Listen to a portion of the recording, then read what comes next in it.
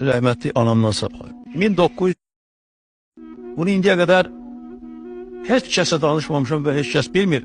Bir mənim rəhmətli anamdan saxlayıb. 1943-cü ildə mənim 20 yaşım vardı. Bizim ailədə çətinliklər var. Mən də anamda bir nəzir dedik. Gəldim Bakıya, getdim İçəri şəhərdə Mir Mövsün ağanın evinə. Onu ziyarət etdim və nəzirimi də ona verdim. Ziyarət etmişəm sağlığında. Tüm bu şeylər qadağanıdır. Onda da laf o, onun lafı kəskin vaxtıydı bu şeylər. Amma mənim qəlbim və rəhmətli anamın mənə məsləhətləri məni gətirdi ora çıxartdı. Yəni, üzüm mən sizə deyim, mən oraya xəlbət getmişəm. İkinəcədim ki, görəsən, məni gördülər, ora-bura çağıracaqlar, məni qıslayacaqlar. Mənə bir şey edəcəklər. 5-10 gün keçəndən sonra gördüm bir şey taki yoxdur. Belə başa düşdüm ki, mən oraya getməyimi heç kəs bilməyibdir. Bu qalıb bir mənim özümün qəlbimdə.